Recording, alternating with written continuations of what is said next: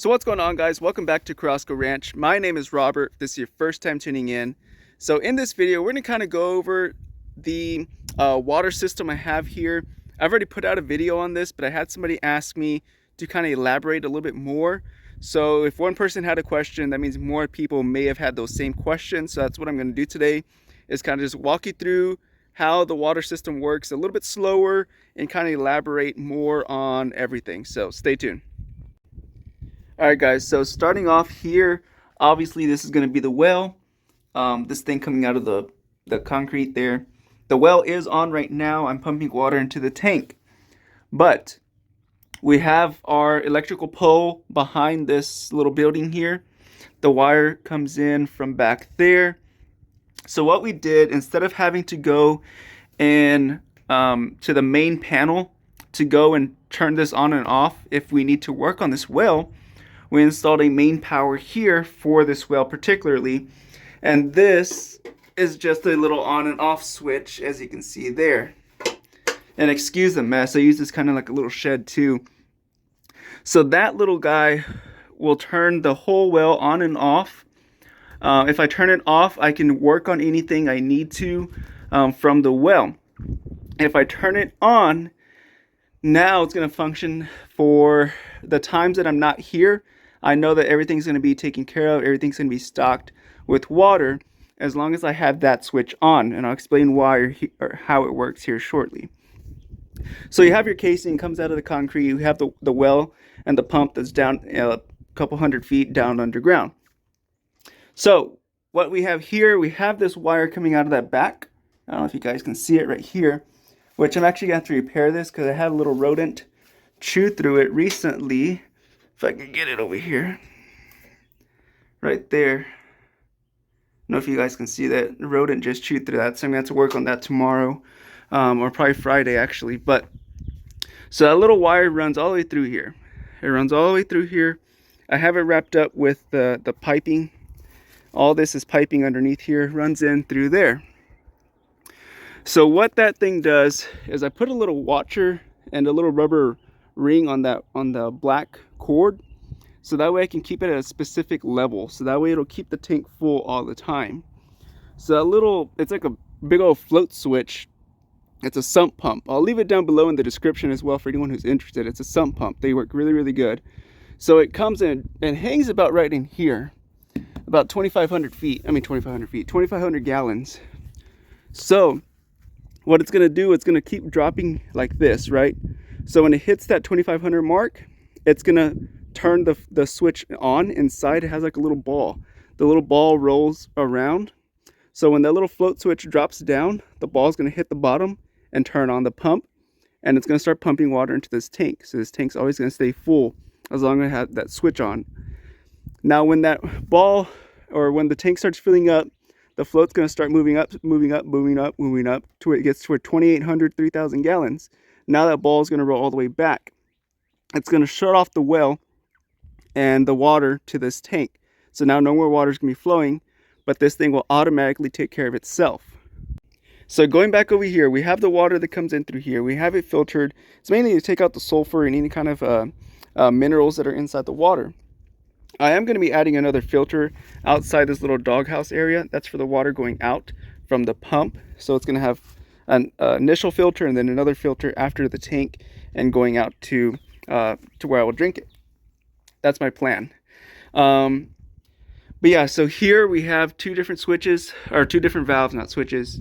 We have this one. This is what controls the tank for drinking water. This is the one that controls the water for the tank for the fish. And this is just a little water spigot, just, you know, if I ever need water or whatever. So now we're going to go around to the actual pump area. So before we do, this is where someone got tripped up on, was this. So what it is I keep one open and one closed. I could have it, you know, half open if I wanted to, but it's only going to get half the water into each location. So what I do here is I have one open, one closed. This is open to the tank. Right now I'm pumping water into the tank for the fish. If I close it, I would have to turn it off manually though. So right here I have a little toggle switch. There's a little on and off toggle switch. So that on and off toggle switch is for manually pumping water into the tank when I need it. If the tank is low for the fish, I'll turn it on, which is what I have it on right now. If I turn it off, now what's in charge is going to be this float switch, which is this wire here. That float switch is what will automatically take care of the drinking water and making sure that the pump is always full. So like I said, right now I have it open, so I have the manual on the toggle switch. If I close this, I need to turn that off first, and then I can open up this valve as well. You don't want to turn that off and then leave this off also, because that's going to create a lot of pressure, and then that little pressure release valve will just start spitting out water. You always want to have one or the other open, or either turn it off first, just FYI. But yeah, that's a quick little rundown of how this operates.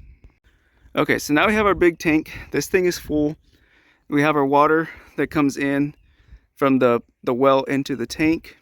Now we have water flowing down and coming down onto this little pump here.